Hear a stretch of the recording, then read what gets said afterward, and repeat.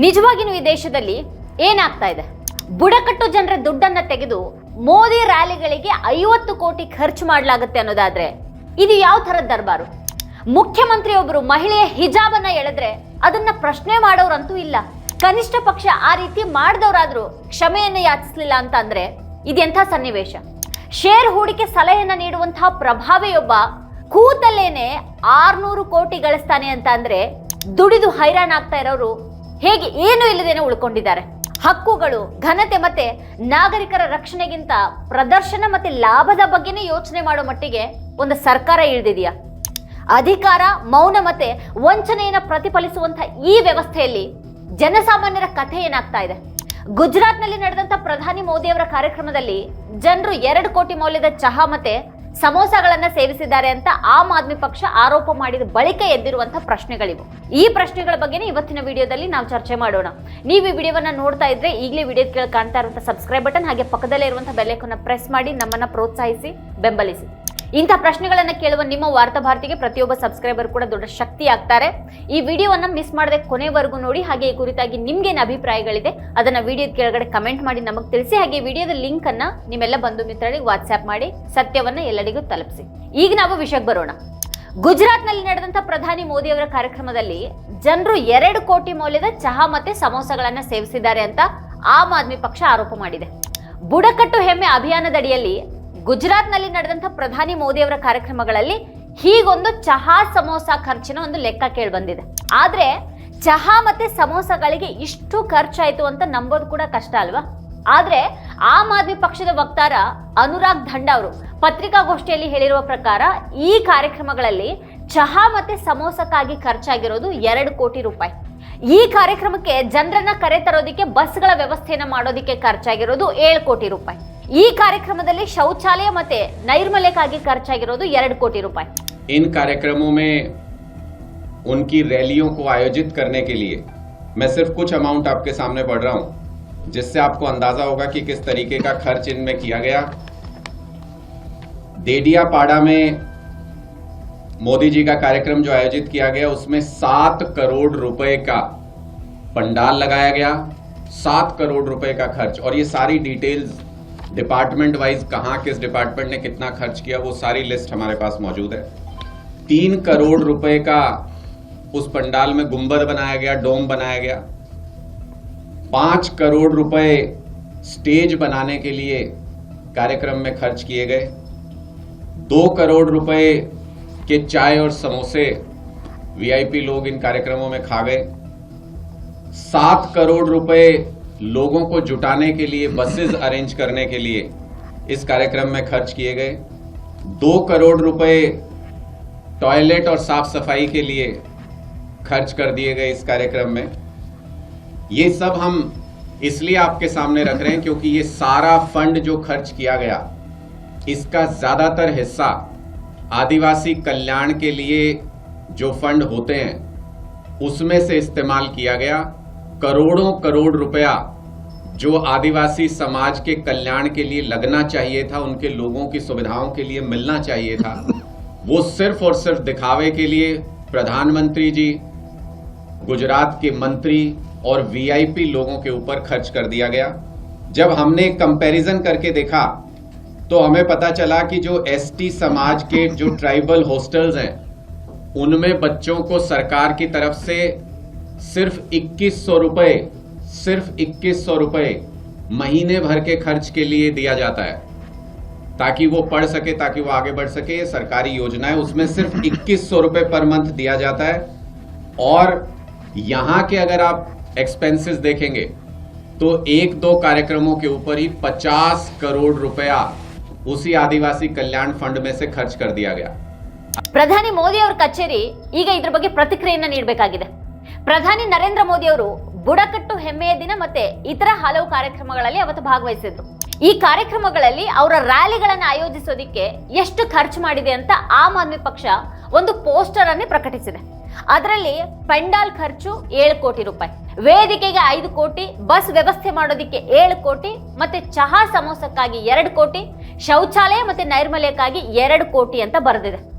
ಬುಡಕಟ್ಟು ಸಮುದಾಯಗಳ ಅಭಿವೃದ್ಧಿಗಾಗಿರುವಂತಹ ಸರ್ಕಾರದ ನಿಧಿಯಿಂದ 50 ಕೋಟಿಯನ್ನ ಪ್ರಧಾನಿ ನರೇಂದ್ರ ಮೋದಿ ಅವರ ವಿವಿಧ ಕಾರ್ಯಕ್ರಮಗಳಿಗೆ ವಿಐಪಿ ಸೌಲಭ್ಯವನ್ನು ಒದಗಿಸೋದಕ್ಕೆ ಖರ್ಚು ಮಾಡಲಾಗಿದೆ ಅಂತ ಎಎಪಿ ಹೇಳ್ತಾ ಇದೆ.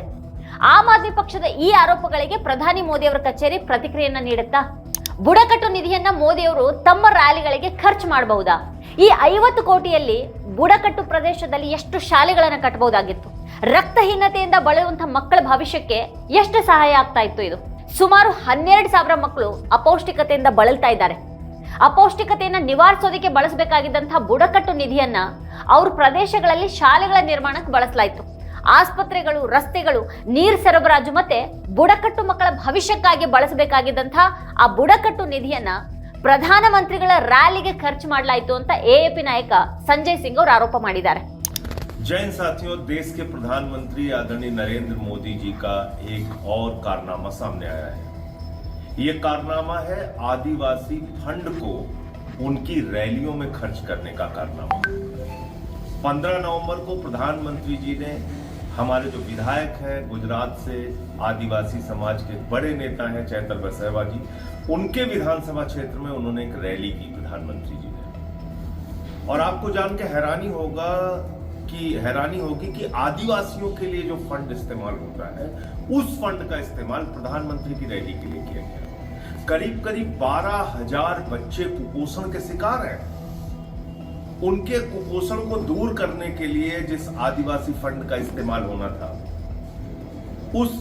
उनके इलाके में स्कूल के निर्माण के लिए जो आदिवासी फंड का इस्तेमाल होना था, उनके इलाके में जो अस्पताल के निर्माण के लिए, स्कूल के निर्माण के लिए, सड़कों के निर्माण के लिए, पानी की व्यवस्था के लिए, कुपोषण दूर करने के लिए जो फंड आदिवासी समाज के बच्चों के लिए, उनके भविष्य के लिए इस्तेमाल होना था, वो फंड प्रधानमंत्री की रैली में खर्च कर दिया गया। और जी हाँ, ऐसी आलीशान रैली कि आपको खर्चे सुनकर यकीन नहीं होगा। 2 करोड़ रुपए तो टॉयलेट के इंतजाम में खर्च कर दिए गए, 7 करोड़ रुपए मंडप के इंतजाम में खर्च कर दिए गए, 5 करोड़ रुपए स्टेज बनाने के लिए खर्च कर दिए गए, 3 करोड़ रुपए डोम बनाने के लिए खर्च कर दिए गए। आप कल्पना कीजिए कितनी आलीशान रैली प्रधानमंत्री जी के लिए आयोजित की गई। करोड़ों रुपए, करीब 7 करोड़ रुपए बस के खर्च के ऊपर किया गया, बसों के ऊपर खर्च किया गया जिससे लोगों को वहां पे लाया जा सके। ಆ ರ್ಯಾಲಿಯಲ್ಲಿನ ತಮ್ಮ ಭಾಷಣದಲ್ಲಿ ಪ್ರಧಾನಿ ಮೋದಿ ಅವರು ಬುಡಕಟ್ಟು ಸಮುದಾಯಕ್ಕಾಗಿ ಮಾಡಿದಂತ ಅಪಾರ ಕೆಲಸಕ್ಕಾಗಿ ಅರುಣಾಚಲ ಪ್ರದೇಶದ ಮುಖ್ಯಮಂತ್ರಿಯನ್ನ ಹೊಗಳಿದ್ರು. ಆದ್ರೆ ಅವ್ರ ಸರ್ಕಾರದ ಅಡಿಯಲ್ಲಿ ಪ್ರತಿ ಜಿಲ್ಲೆಯಲ್ಲೂ ಮುಖ್ಯಮಂತ್ರಿಯ ಕುಟುಂಬದ ಸದಸ್ಯರಿಗೇನೆ ಗುತ್ತಿಗೆಗಳನ್ನ ನೀಡಲಾಗುತ್ತೆ ಅಂತ ಯಾರಾದ್ರೂ ಹೇಳ್ತಾರಾ? ಮುಖ್ಯಮಂತ್ರಿ ಕುಟುಂಬ ಎಷ್ಟು ಗುತ್ತಿಗೆಗಳನ್ನ ಪಡೆದಿದೆ ಅನ್ನೋದನ್ನ ನಿರ್ಧರಿಸೋದಕ್ಕೆ ಸುಪ್ರೀಂ ಕೋರ್ಟ್ ತನಿಖೆಗೆ ಆದೇಶವನ್ನ ನೀಡಿದೆ. ಆದ್ರೆ ಪ್ರಧಾನಿ ಮೋದಿ ಅವರು ಇದ್ರ ಬಗ್ಗೆ ಒಂದು ಅಕ್ಷರವನ್ನು ಕೂಡ ಮಾತಾಡೋದಿಲ್ಲ, ಅಥವಾ ಅಂಥ ವಿಷಯಗಳು ಬೆಳಕಿಗೆ ಬಂದ್ರೆ ಅವರು ಕ್ರಮ ಕೂಡ ಕೈಗೊಳ್ಳೋದಿಲ್ಲ. ಅರುಣಾಚಲ ಪ್ರದೇಶದಲ್ಲಿ ಬುಡಕಟ್ಟು ಸಮುದಾಯದ ಪ್ರೇಮಾ ಖಂಡು ಮುಖ್ಯಮಂತ್ರಿಯಾಗಿ ಸೇವೆ ಸಲ್ಲಿಸ್ತಾ ಇದ್ದಾರೆ. ನಾಗಾಲ್ಯಾಂಡ್ ನಲ್ಲಿ ಬುಡಕಟ್ಟು ಸಮುದಾಯದ ನಿಫಿಯು ರಿಯೋ ಇದ್ದಾರೆ. ಅನೇಕ ರಾಜ್ಯಗಳಲ್ಲಿ ಬುಡಕಟ್ಟು ಮುಖ್ಯಮಂತ್ರಿಗಳನ್ನ ನೇಮಿಸಿದೀವಿ ಅಂತ ಪ್ರಧಾನಿ ಮೋದಿ ಅವರು ಹೇಳ್ತಾರೆ. ನಮ್ಮ ಪಕ್ಷ ದೇಶಾದ್ಯಂತ ಹಲವಾರು ರಾಜ್ಯಗಳ ಶಾಸಕಾಂಗ ಸಭೆಗಳಲ್ಲಿ ಬುಡಕಟ್ಟು ಭಾಷಿಕರನ್ನ ನೇಮಿಸಿದೆ. ಗುಜರಾತ್ನ ಮಂಗೂಭಾಯ್ ಪಟೇಲ್ ಮಧ್ಯಪ್ರದೇಶದ ರಾಜ್ಯಪಾಲರಾಗಿದ್ದಾರೆ ಅಂತೆಲ್ಲ ಮೋದಿ ಅವರು ಪಟ್ಟಿಯನ್ನ ಕೊಡ್ತಾರೆ. ಆದ್ರೆ ಬುಡಕಟ್ಟು ಹೆಮ್ಮೆ ಕಾರ್ಯಕ್ರಮ ಅಥವಾ ಇತರ ಕಾರ್ಯಕ್ರಮಗಳಿಗೆ 50 ಕೋಟಿ ಹೇಗೆ ಖರ್ಚು ಮಾಡಲಾಗಿದೆ ಅನ್ನೋದನ್ನ ಅವ್ರು ಹೇಳೋದಿಲ್ಲ. अरुणाचल प्रदेश में हमारे जनजातीय बंधु प्रेमा खांडू जी मुख्यमंत्री के रूप में काम कर रहे हैं। नागालैंड में हमारे जनजातीय बंधु नेफ्यू रियो काम कर रहे हैं। हमने कई राज्यों में आदिवासी मुख्यमंत्री बनाए। देश के कई राज्यों की विधानसभाओं में हमारी पार्टी ने आदिवासी स्पीकर बनाए। हमारे गुजरात के मंगूभाई पटेल मध्य प्रदेश में गवर्नर है। हमारी केंद्र सरकार में सर्बानंद जी सोनोवाल आदिवासी संभालते हैं और पूरी शिपिंग मिनिस्ट्री संभाल रहे हैं। वे कभी आसाम के मुख्यमंत्री हुआ करते हैं। 2014ರಿಂದ ಪ್ರಧಾನಿ ನರೇಂದ್ರ ಮೋದಿ ಅವರ ಸರ್ಕಾರಿ ಕಾರ್ಯಕ್ರಮಗಳಿಗೆ ಎಷ್ಟು ಕೋಟಿ ಖರ್ಚು ಮಾಡಲಾಗಿದೆ ಅನ್ನೋದು ಈ ದೇಶದ ಜನರಿಗೆ ಗೊತ್ತಾಗೋದಿಲ್ಲ. ಒಂದು ಕಡೆಗೆ ಸರ್ಕಾರ ಬಡವರ ತೆರಿಗೆ ಹಣವನ್ನ ಮೋಜಿಗೆ ಬಳಸ್ತಾ ಇದ್ರೆ, ಇನ್ನೊಂದು ಕಡೆಗೆ ಸರ್ಕಾರದ ಮೂಗಿನ ಕೆಳಗೆ ಜನರನ್ನ ಲೂಟಿ ಮಾಡುವಂತ ದಂಧೆಗಳು ನಡೀತಾ ಇವೆ. ಇದಕ್ಕೆ ಉದಾಹರಣೆ ಅಂತ ಅಂದ್ರೆ ಅವಧೂತ ಸಾಥೆ ಪ್ರಕರಣ. ಇದ್ರ ಬಗ್ಗೆ ಚರ್ಚೆ ಮಾಡ್ತಾ ಪತ್ರಕರ್ತ ರವೀಶ್ ಕುಮಾರ್ ಅವರು ಅವಧೂತ ಸಾಥೆ ತರದ ಜನರು ಶೇರ್ ಮಾರುಕಟ್ಟೆ ಹೂಡಿಕೆ ಸಲಹೆಗಳನ್ನ ಕೊಡುವ ಮೂಲಕನೇ 600 ಕೋಟಿಯನ್ನ ಗಳಿಸ್ಬಿಡ್ತಾ ಇದ್ದಾರೆ ಅನ್ನೋದನ್ನ ಉಲ್ಲೇಖ ಮಾಡ್ತಾರೆ. 5 ವರ್ಷಗಳಲ್ಲಿ 3,37,000 ಜನರು ಅವಧೂತ ಸಾಥಿಯವರ 546 ಕೋಟಿ ರೂಪಾಯಿ ಮೌಲ್ಯದ ಕೋರ್ಸ್ಗಳನ್ನ ಖರೀದಿ ಮಾಡಿದ್ದಾರೆ.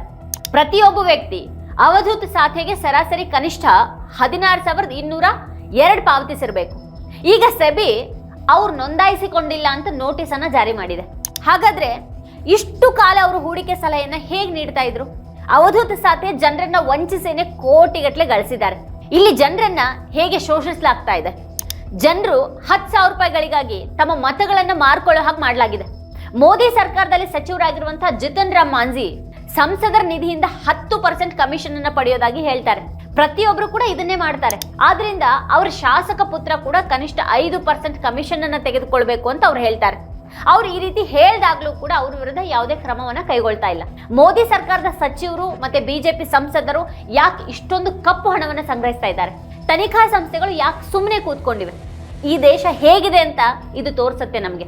ನಿತೀಶ್ ಕುಮಾರ್ ದೆಹಲಿಗೆ ಬಂದ್ರು. ಅವರು ಪ್ರಧಾನಿ ಮೋದಿ ಅವರನ್ನ ಭೇಟಿಯಾದ್ರು. ಗೃಹ ಸಚಿವ ಅಮಿತ್ ಶಾ ಅವರನ್ನ ಭೇಟಿಯಾದ್ರು. ಅವರು ಬಿಹಾರದಲ್ಲಿನ ಕಾರ್ಯಕ್ರಮದಲ್ಲಿ ವೈದ್ಯ ನುಸ್ರತ್ ಅವರ ಹಿಜಾಬ್ ಎಳೆದಿದ್ದರ ಬಗ್ಗೆ ಕ್ಷಮೆ ಕೇಳಲಿಲ್ಲ. ಮೋದಿ ಅಥವಾ ಅಮಿತ್ ಶಾ ಕೂಡ ಅದನ್ನ ಖಂಡಿಸೋದಿಕ್ಕೂ ಸಾಧ್ಯ ಆಗ್ಲಿಲ್ಲ. ಹಾಗಾದ್ರೆ ಯಾವ ರೀತಿಯ ದೇಶವನ್ನ ನಾವೆಲ್ಲ ನೋಡ್ತಾ ಇದ್ದೀವಿ ಇವತ್ತು? ಮುಖ್ಯಮಂತ್ರಿ ಸ್ಥಾನದಲ್ಲಿರುವಂತಹ ಒಬ್ಬ ವ್ಯಕ್ತಿ ಮಹಿಳೆಯ ಹಿಜಾಬ್ಗೆ ಕೈ ಹಾಕಿ ಎಳೆಯೋದು ಅಂತ ಅಂದ್ರೆ ಇದು ಎಂಥ ಘೋರ ನಡವಳಿಕೆ. ಸಾರ್ವಜನಿಕ ಸ್ಥಳದಲ್ಲೇನೆ ಮಹಿಳೆಗೆ ಈ ಸ್ಥಿತಿ ಅನ್ನೋದಾದ್ರೆ ಆಕೆ ಹೇಗ್ ತಾನು ಸುರಕ್ಷಿತ ಅಂತ ಭಾವಿಸೋದಿಕ್ ಸಾಧ್ಯ ಇದೆ? ಸಾಮಾನ್ಯ ವ್ಯಕ್ತಿ ಟ್ರಾಫಿಕ್ ಸಿಗ್ನಲ್ ನಲ್ಲಿ ಹೆಲ್ಮೆಟ್ ಅನ್ನ ಹಾಕದೇ ಇದ್ರೆ ದಂಡ ಹಾಕುವಂತ ವ್ಯವಸ್ಥೆ. ಒಬ್ಬ ಮುಖ್ಯಮಂತ್ರಿ ಮಹಿಳೆಯ ಗೌರವಕ್ಕೆ ಧಕ್ಕೆಯನ್ನ ತಂದಾಗ ಯಾಕೆ ಮೌನವಾಗಿರುತ್ತೆ? ರಾಜ್ಯದ ಮುಖ್ಯಮಂತ್ರಿಗೆ ಯಾವುದೇ ಶಿಕ್ಷೆಯನ್ನ ನೀಡಲಾರದಂತಹ ಬಿಜೆಪಿ ನಾಯಕರು ಅವ್ರ ನಡವಳಿಕೆಗೆ ಚಪ್ಪಾಳೆಯನ್ನ ತಡ್ತಾರೆ, ನಗುತ್ತಾರೆ, ಅಲ್ಲಿಗೂ ನಿಲ್ಲದೇನೆ ಅಸಂಬದ್ಧವಾಗಿ ಹೇಳಿಕೆಗಳನ್ನ ಕೊಡ್ತಾರೆ. ಒಂದ್ ಕಡೆಗೆ ಆಡಳಿತಾರೂಢರು ಮತ್ತು ಅವ್ರ ಪಕ್ಷದ ನಡವಳಿಕೆ ಇಷ್ಟು ಕೆಟ್ಟದಾಗಿದೆ. ಮತ್ತೊಂದ್ ಕಡೆಗೆ ಇವ್ರದೇ ದರ್ಬಾರಿಗೆ ಈ ದೇಶದ ನ್ಯಾಯಾಂಗದಂತಹ ವ್ಯವಸ್ಥೆಯು ಕೂಡ ಮಣಿತಾ ಇದೆಯಾ ಅನ್ನುವಂಥ ಒಂದು ಅನುಮಾನ ಬರೋ ಹಾಗೆ ಇತ್ತೀಚಿನ ವಿದ್ಯಮಾನಗಳು ತೋರ್ತಾ ಇವೆ. ರೋಹಿಂಗ್ಯಾ ನಿರಾಶ್ರಿತರ ಬಗ್ಗೆ ಬಿಜೆಪಿಯ ಭಾಷೆಯಲ್ಲೇನೆ ನ್ಯಾಯಾಲಯ ಮಾತಾಡುತ್ತೆ. ದೇಶದ ಪರಿಸರ ವ್ಯವಸ್ಥೆಯಲ್ಲಿ ಮಹತ್ತರ ಪಾತ್ರ ವಹಿಸುವಂತ ಅರಾವಳಿ ಶ್ರೇಣಿಗೆ ಸಂಬಂಧಪಟ್ಟಂತ ಸುಪ್ರೀಂ ಕೋರ್ಟ್ ತೀರ್ಪು ಗಣಿ ಮಾಫಿಯಾಕ್ಕೆ ಅವಕಾಶದ ಬಾಗಿಲನ್ನ ತೆರೆದಿದೆ ಅನ್ನುವಂತಹ ಆತಂಕವನ್ನ ಪರಿಸರವಾದಿಗಳು ವ್ಯಕ್ತಪಡಿಸ್ತಾ ಇದ್ದಾರೆ. ನಮ್ಮ ಉಸಿರಾಟಕ್ಕೆ ಬೇಕಾದಂತಹ ಪರಿಸರವನ್ನ ಉಳಿಸಬೇಕಾದಂತಹ ನ್ಯಾಯಾಲಯಗಳೇ ಪರೋಕ್ಷವಾಗಿ ಗಣಿ ಮಾಫಿಯಾಗಳಿಗೆ ಅನುಕೂಲ ಆಗೋ ಹಾಗೆ ನೋಡ್ಕೊಳ್ತಾ ಇವೆ ಅನ್ನುವಂಥ ಒಂದು ಪ್ರಶ್ನೆ ಹೇಳ್ತಾ ಇದೆ. ಬುಡಕಟ್ಟು ಜನರ ಕಲ್ಯಾಣಕ್ಕೆ ಅವ್ರ ಮಕ್ಕಳಿಗೆ ಮೀಸಲಿದ್ದಂತಹ ಒಂದು ಹಣವನ್ನ ಮೋದಿ ತಮ್ಮ ರ್ಯಾಲಿಗೆ ಬಳಸುವಲ್ಲಿಂದ ಹಿಡಿದು 19,000 ರೂಪಾಯಿಗಳಿಗೇನೆ ಓಟ್ ಖರೀದಿ ಮಾಡುವವರೆಗೆ ಎಲ್ಲವೂ ಕೂಡ ಇಲ್ಲಿ ಯಾರು ಪ್ರಶ್ನೆ ಮಾಡಲಾರದಂತಹ ಸ್ಥಿತಿ ಅನ್ನೋ ಹಾಗೆ ಕಾಣುತ್ತೆ. ಒಬ್ಬ ಮುಖ್ಯಮಂತ್ರಿ ಹಿಜಾಬ್ ಎಳೆಯುವಲ್ಲಿಂದ ಹಿಡಿದು ನ್ಯಾಯಾಲಯಗಳ ತೀರ್ಪಿನವರೆಗೂ ರಕ್ಷಣೆ ಮರೆಮಾಚಿಕೆ ಆಗ್ತಾ ಇರೋ ಹಾಗೆ ಕಾಣ್ತಾ ಇದೆ. ಈಗ ಇದು ಕೇವಲ ಸುದ್ದಿ ಅಲ್ಲ, ಇದು ನಮ್ಮೆಲ್ಲರಿಗೂ ಕೂಡ ಒಂದು ಎಚ್ಚರಿಕೆಯ ಗಂಟೆ ಆಗಿದೆ. ವೀಕ್ಷಕರ ಈ ಕುರಿತಾಗಿ ನೀವೇನು ಹೇಳ್ತೀರಿ? ನಿಮ್ಗೇನು ಅಭಿಪ್ರಾಯಗಳಿದೆ ಅದನ್ನ ವಿಡಿಯೋದ ಕೆಳಗಡೆ ಕಮೆಂಟ್ ಮಾಡಿ ನಮಗೆ ತಿಳಿಸಿ. ಇದೇ ಹೊತ್ತಿನ ಸ್ಪೆಷಲ್ ನೋಡ್ತಾ ಇರಿ ವಾರ್ತಾಭಾರತಿ. ನೀವಿನ್ನೂ ವಾರ್ತಾಭಾರತಿ ಯೂಟ್ಯೂಬ್ ಚಾನೆಲ್ ಅನ್ನು ಸಬ್ಸ್ಕ್ರೈಬ್ ಮಾಡಿಲ್ಲ ಅನ್ನೋದಾದ್ರೆ ಈ ಕೂಡಲೇ ಸಬ್ಸ್ಕ್ರೈಬ್ ಮಾಡಿ, ಹಾಗೆ ಪಕ್ಕದಲ್ಲಿರುವಂತಹ ಬೆಲ್ ಐಕಾನ್ ಪ್ರೆಸ್ ಮಾಡಿ ನಮ್ಮನ್ನ ಪ್ರೋತ್ಸಾಹಿಸಿ.